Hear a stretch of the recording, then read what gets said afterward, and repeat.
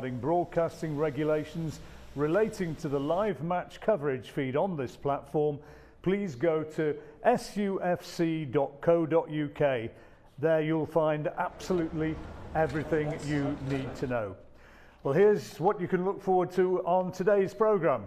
We're going to be taking a look back at the highlights from Saturday's 3-1 win over Hull City, and that will include the post-match thoughts of Slavisa Jokanovic, Billy Sharp, and the man who scored twice on the day, that's John Egan. Talking about tonight's match, I'll be in the company of two Bramall Lane legends, both of whom we're going to be meeting shortly to assess tonight's match, and a little later bringing you news of the team that Slavisa Jokanovic has selected for this evening's cup tie against Southampton. Well, let me introduce our guests first of all. First, a regular pundit and member of our commentary team, former Blades fullback Kevin Gage. Hi Kevin. Good evening. And looking forward to a bit of cup action. Yes, absolutely. Yeah, it's nice to take the pressure off a bit. There's no league points up for stake and nothing to lose really tonight. So looking forward to a good game of football. And my second guest, or our second guest I should say, has played a very important part in coverage of these cup matches so far. Carlos Arber, 2 wins out of 2 so far. Lucky mascot. Yeah, I think I'm really happy. I'm on the positive side of things, and long may it continue. Now, a question for both of you, first of all. After the improved form that the Blades have had, 7 points from 3 games in the league, unbeaten in 5 now overall, how much is this good tonight to be involved in cup action? Will Jokanovic be welcoming this, or is it a distraction? I don't think it's a distraction at all. I think he'll be using it once again to look at some of the players, you know, not featuring in the first team at the moment. So he's using his squad, rotating his squad round.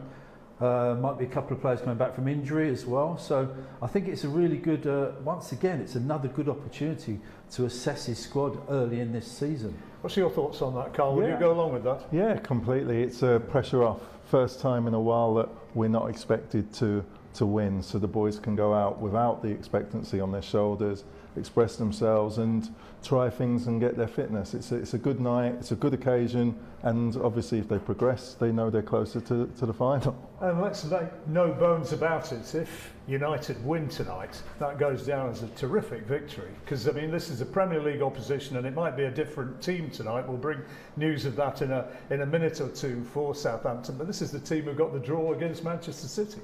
This is a very, very good Premier League side, yeah, as they proved last season, and they're an established Premier League team now. So yeah, they got a fantastic result against Man City, but not just that. The performance apparently was really excellent, really good. I believe they didn't let City have a shot at goal for something like 89 minutes or something. So yeah, they're without getting the results in the Premier League, because I don't think they've won yet. They're playing okay, and they're a good Premier League side. This is going to be a really hard test for us this evening. And I guess United's players are going to know all about the team that they're up against, having been facing them last year. Yeah, of course, but the other side of that is we've just fallen out of the Premiership, so we've got a decent squad ourselves. The manager may rotate, may bring in squad players, but it's a good squad. There's good level, so it's not going to be as youthful as we've seen before. I think he'll be able to bring in some good reserves who are good level. How important is the win and the run that United have had going into this now? How buoyant will they be feeling? Well, it's nice to get momentum through cup victories. When the league's not going well for you, it can sort of get you going, and I think it has for us. Well, it was all doom and gloom at the start. We had the little victories in the cup with the rotated squads, and it helps morale in the place. So a good cup run is great for the fans as well. Yeah, you talk about the good effect of those cup victories, but the whole thing, you know, it just seems that the whole team are starting to buy, and the squad are starting to buy into Slavisa's philosophies.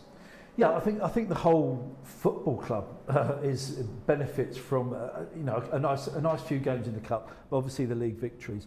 I mean that win against Peterborough just lifted everything and everybody around Sheffield United, didn't it? And we badly needed that, and that does seem to have kick-started us into gear, if it so to speak. really good signs in the last few weeks that we've turned the corner and we're going to keep going forward.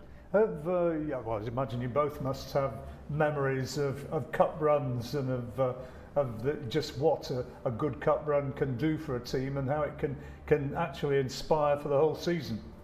Yeah, it's I played in the team that got to the League Cup semi-final, and it gives you a momentum and a belief, and you are able to play without the same, the pressure of a league match is really intense, and these matches, there's still pressure there, but it's different. You can express yourself, you're not worrying about the big prize, you're on a one-off match, and the other team feel the same amount of pressure as you because it's a one-off match. You got any particular cup memories, Kevin?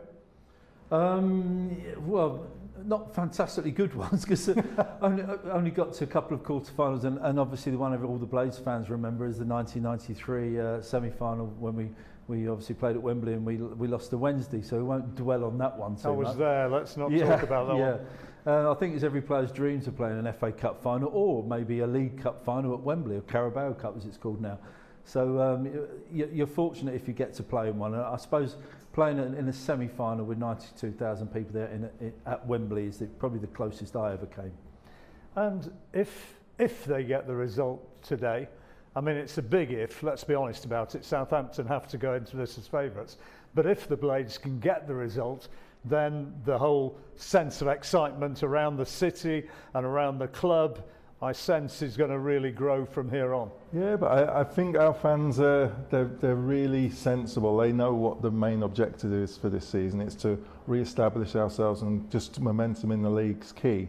I think the fans would be fine if there's a rotation and it's not as strong, because the eye must be on Saturday. That's where we've turned the corner. Our first team are playing really well, and I think nobody would want today to affect the momentum that we're carrying in the league season. Well, we'll bring the team news in a minute or two, but I think it'd be no surprise if there were significant changes from the team which has been prospering in the league. We'll bring you that in just a few minutes, but in the meantime, let's look back at Saturday's match and that 3-1 victory over Hull City, and here are some of the highlights for you. And here is Gibbs White looking to thread it through to Brewster, who gets a shot away. It's a good block. Brewster wants the corner. First time Sheffield United have got into a scoring position. Flick once more, this time shut down by Smallwood. Gibbs White here. Decent looking ball in. There's a chance and there's a goal for Billy Sharp. His 300th Sheffield United appearance, and he's on the score sheet. Morgan Gibbs White, the provider. You can't keep him out of the game. 17 minutes gone and it's Hull City 0, Sheffield United 1. The trademark burst is from John Fleck. He's still going. Gibbs White on the edge of the area, shoots. Decent save low to his left-hand side. United have given it away, and Smallwood will advance this time. He's going to have a go here from a long way out. Richie Smallwood. Gibbs White now popping up in a different position. Tries to quicken the attack. Brewster invited to shoot, and he does. In goes the corner. Olsen stays at home, and the header is put wide. What a pass that was, and here's Billy Sharp in. Through on goal. Billy Sharp looking for a second. The referee says penalty. Billy Sharp against Matt Ingram. Sharp steps up, and it's saved to his right by Ingram. A good stop. Picked up by Howrahan. And Dean Whitestone blows a half-time whistle. Goes the corner. Egan scores for Sheffield United. A run round the back. He got himself half a yard of space. Heads it beyond Ingram. Great start to the second half for the Blades. 50 minutes gone. Hull City 0. Sheffield United 2. Honeyman. Forward by Smallwood, shuts it down nicely by Coyle. Decent hit. Gibbs White, nice dummy. Morgan Gibbs White, decent save from Ingram. Davis just having a little look at the referee and a smile. I think just to emphasise the point. And goes the corner. There's a header, a wonderful header it was. It's Egan again for Sheffield United. Across the near post, John Egan, his second of the afternoon. Sheffield United surely home and driving now. We've played an hour. Hull City 0, Sheffield United 3. Gibbs White was already marked, and Wilkes just wanted to get involved here. Hull at the other end, and they've pulled one back here. That's not what Sheffield United wanted. Kuno is Potter the scorer. This is a strong burst from Elder. Chance to cross maybe went there. It's a decent looking ball in. Brewster again Loads of room. Ryan Brewster straight at the keeper. Squadiora looks to set McBurney clear here. Oliver McBurney, good save by the keeper. McBurney, can he add a bit of gloss to this performance? No, Augustine Whitestone has seen enough. He's blown his whistle. Job done for Sheffield United. They've beaten Hull City here by 3-1. So 3-1 the final score, and the surge up the table begins to gather just a little bit more momentum. Kevin, how good was that Sheffield United performance? Well, in truth, it wasn't actually fantastically good at all. The result, it didn't flatter us because we thoroughly deserved to win. But we've played a lot better than that this season and not got anything out of the game at all. So I think we were just kind of good enough against what has to be said, a very, very poor Hull side. I don't actually think we got out of second gear on Saturday at all, because we didn't need to be honest. Should we have won more easily, Carl? We had the chances. We had some good patterns of play and good periods. But what I really liked was we lost a key player in the warm-up. Sander Berg didn't make it to the starting pitch, but Brewster came in and he was outstanding. He fit it straight in. Obviously, he's not sulking. He's watching what the first team are doing when he's shadow, and I think that's testament to the manager. The boys have bought into it. They all want to be part of it. And you've got a goal scorer, our record signing, tackling on the edge of our box, playing right midfield, not sulking, I want to score. He's in it for the team, and I thought it was a team performance, and we didn't get out of second gear, but we've got the quality. It's really good to see. I know you're absolutely itching to have a go about the wrestling match that our forwards had to engage in up front against some rather robust Hull City defence, Kevin. Well, it was absolutely ridiculous, wasn't it? I mean, I mentioned it in commentary, and myself and Matt commentating just couldn't believe what we were seeing. I mean, I've never seen defending like it, generally haven't. I'm sure, you know, Carl will say the same. That it was nonsense defending, and it wasn't just one individual defender. It was a collective kind of team defending. So there was 4 or 5 defenders, central defenders and fullbacks and midfield players, Hull defenders, grappling and wrestling and bear hugging and headlocking our forwards, Billy especially. It was just amazing to see. When those dead ball goals came, and United really grasped hold of the match, though, I mean, it was almost difficult, wasn't it, to keep an eye on where the ball was, because your eyes are distracted by the wrestling match going on elsewhere. I was embarrassed for their defenders that you're up against an opponent and you're there to play against them, and if you can't stop them and you have to resort to that, I would have been upset as a manager or a Hull fan, because there's ways to lose, and that was embarrassing. They're much better than that, and it was great that our players were able to combat it, weren't distracted, got on with what they practiced and put it into practice and scored. Now, just before we hear the after-match interviews and the reaction to that performance from some of the key players and indeed the manager, just a word about Morgan Gibbs-White, whose impact has been terrific. I mean, that cross for Billy was just sumptuous. Yeah, it makes all the difference. The little bit of Premiership quality, when it's really needed, and it's those instances out wide there, the final ball in. The build-up play's great, but if the final ball in is not correct and not delivered, perfectly, then Billy doesn't score there. So the cross was fantastic, and he's made a massive difference. Obviously, everybody can see that with their own eyes.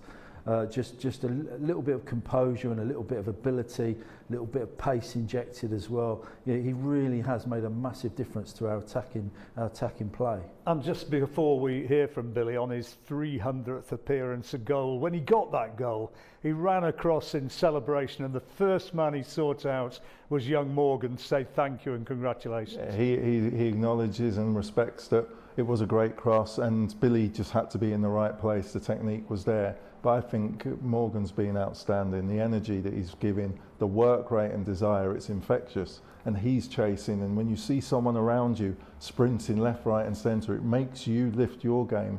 And I think he's been the catalyst that has got our players back. Billy Sharp certainly enjoyed it and enjoyed being on the score sheet yet again. Let's hear his reaction after the match. Yeah, important after the setback we had in midweek.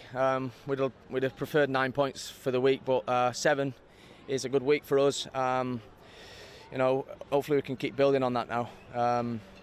getting that first goal always helps, and I thought in spells in the game we was really good, and then had a little sloppy spell where we let them back in the game, but saw it out and got the 3 points.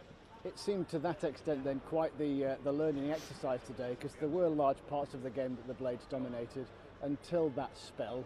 Perhaps proof that whilst you are turning the corner, there's still work to be done. Yeah, Tyler Smith came on and he changed the game a little bit for them, getting in behind us, which we had to adapt to that, and they scored the goal, which gave them a lift. But then I think we got back control of the game, but then was just sloppy in the final third with what we was doing. So, but we've seen the game out, so we've got the 3 points. We know we can be better, and we want the clean sheets, but 3 points is the main thing. How much has it been quite the process then to get up to speed to what Slavica Jokanovic wants you as a group of players to do? Yeah, he wants us to believe in ourselves a little bit more, and I think we are doing that now. We've brought a few fresh faces in, which has helped us, and they've been influential. Morgan Gibbs-White, obviously the standout one, where he's scoring goals, creating goals, so he's been brilliant. Gives us a lot when we're going forward. The gaffer's been on to us about our set pieces not being good enough. He's given us all the detail, and we haven't, put them into action and performed them, so he'll be delighted with that, I'm sure, because we've got 2 set piece goals today, which the delivery is great, and Eags has got on the end of them.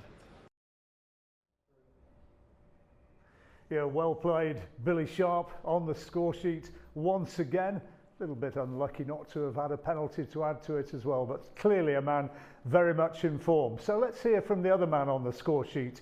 2 goals to his name, Big John Egan. Yeah, it was very important to get the win first and foremost. We felt midweek we did enough to win the game. We got caught last minute. So we came here with the intention to get 3 points. We did that. Really good performance. A couple of sloppy moments when we went 3-0 up, which we need to improve on, but overall a fantastic away performance. The manager, when he's spoken to us, has tried to hammer home the importance of set pieces, so to see 2 planned ones, particularly the first one, go in must be very satisfying for you as a group of players. Yeah, we've worked on it a lot at the start of the season, and we haven't quite managed to get a goal from it. So listen, we got 2 today. Luckily for me, I got 2 goals. So yeah, we can take that forward. We need to be more of a threat from set pieces. It's a great weapon to have, and Connor came in today and put 2 balls right in my head, so that shows the threat he's got with his left foot as well. Is goal scoring something you ever think about? Because the reason I ask is, look, you got 1 against Portugal, didn't you, earlier in the campaign? You've got 2 today. Is it something that you work on, you plan, you'd like to do more of, or is it just something that happens for you? I think you definitely have to believe that you're going to score. Before I came to Sheffield United, I scored quite a few goals in my previous clubs, and it didn't really click for me at Sheffield United. I think I've only had 3 goals up until today, and now 5. But I think scoring for Ireland a couple of weeks ago, I think when you score one, it gives you that bug, and you kind of feel like you can get in the end of things. And I got that belief back in training when we're doing them the day before a game, and today I had the belief that I could score. So listen, 2 well worked set pieces, two good goals, and we move on now to the next game. John Egan talking about his growing self-belief and clearly loving being on the score sheet and capitalising on that international goal, Kevin. Yeah, very interesting interview there. I can pick up and understand entirely when he says belief, because sometimes the defenders and forwards, not quite confident that the actual delivery is going to be good enough to get in there. So you can tell with the strength of Egan's run and his aerial ability that if he believes the delivery is going to be good, then he will get on in the end of it, and that's a real crucial element of all set pieces. And Carl, some terrific dead ball delivery as well, which is, you talk about John Egan getting on the end of it, but the ball's got to be there in the right place. Yeah, Hurahan's brought in some great quality. Both balls were wonderful, and it must have been exactly where they planned them in training, because the first one, Egan's made a great run round the back, and the ball was there to attack, but the second one, it was a near post, a great run from Egan, but the ball had to have a great power on it, because if it was floated, it would have made the header hard. So the goals owed a lot to the delivery. Really good work. Work on the training ground paying off, maybe. So let's hear the man who obviously behind the scenes has been orchestrating it all. This is the reaction of Slavica Jokanovic. Okay, we play acceptably good game. We are satisfied, of course, with 3 points. With the points, with the score the goals, I believe my team can grow up the confidence. What I missed a little bit today is some killing instinct. At the end, we are a lot of the times give them opportunity hall for a comeback in the game, for the fighting for target. What we have planned for fighting is probably we need grow up definitely still, and I can be satisfied, of course, with this week, but in my point of view is still is not enough. This week, though, must give you a lot of confidence that the players are starting to get on board with what you want them to do, to show those qualities, and we've seen that, 3 games running now, for the most part. Yes, it was a positive run. At the end, we was really disappointed after the last home game. With the goals, with the points, it's easier go up the confidence. Start of the season didn't be especially so nice for the team, but team showed the intention for do something for play the game. We didn't find the benefits at the end with the time. We insist a little bit in the things. Is we start to find it way for win the games and for score the goals. For another side, it's simple is not enough, and simply we must to continue working, be focused, concentrate, and after one acceptably good week, will be a lot of the complicated weeks ahead of us. Slavisa Jokanovic and his team getting it right in that 3-1 win against Hull City. Now, I'm sure that a lot of you watching on right now are going to want to know what Slav has done about the Sheffield United team tonight. Well, here is the news. This is the Sheffield United team, and Kevin and Carl can give us their thoughts. I'm delighted with that. I've been tweeting all day that I was hoping that there'd be wholesale changes because I don't want to risk the momentum of our team that started on Hull and have been developing and getting their morale up. You're on a hide into nothing. You can win and get through, but you could easily lose very easily to Southampton, and I don't think we needed to risk it. And look at the strength in depth. We're a really good squad. Yeah, I mean, Kevin, he's pretty much reshaped the entire team there, and that does underline, as Carl said, the strength of the squad now here at the Lane. The strength of the squad is ridiculous, isn't it? When you look at that you could field that team in the Championship and it would do actually very, very well.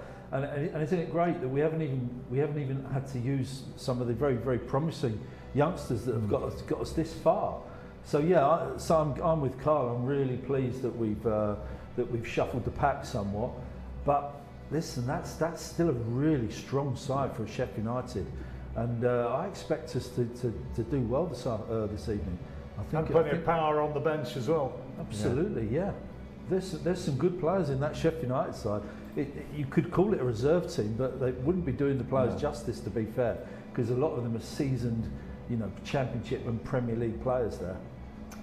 Well, let's now take a look at the Southampton team, and they are coming into this on the back of that remarkable draw that they got against Manchester City, and although they've not been setting the Premier League alight, they're going to be going into this as favourites, aren't they, Carl? There's a lot of pace in that starting 11 for them and some good seasoned Premiership players, so it's going to be a tough test for us.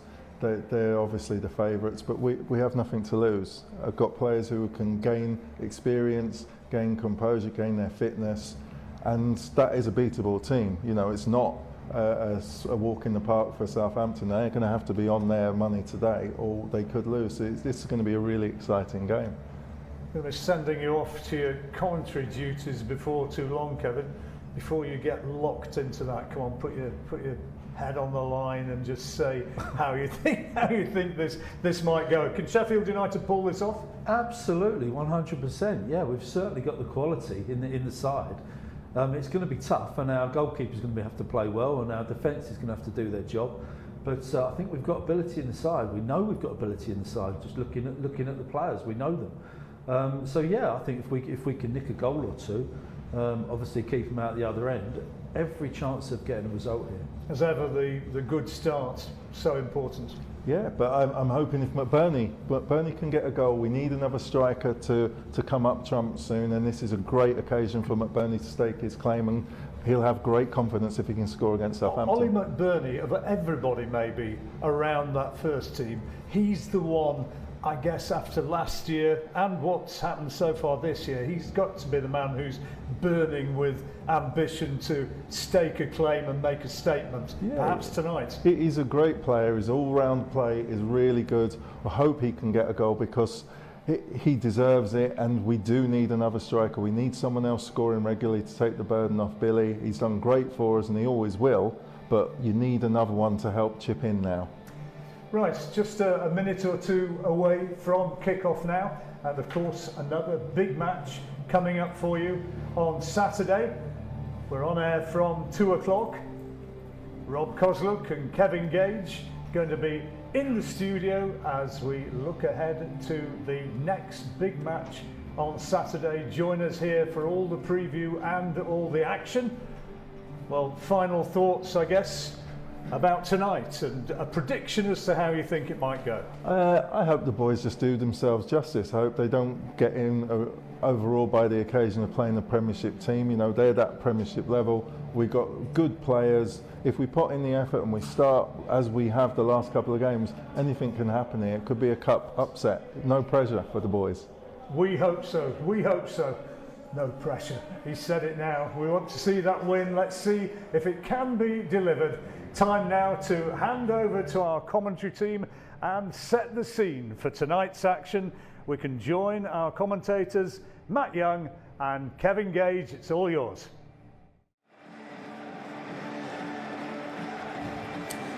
After defeating Carlisle and Derby in the first two rounds of the Carabao Cup, United are now set to face much sterner opposition against Premier League Southampton. The Blades are unbeaten in 5 games in all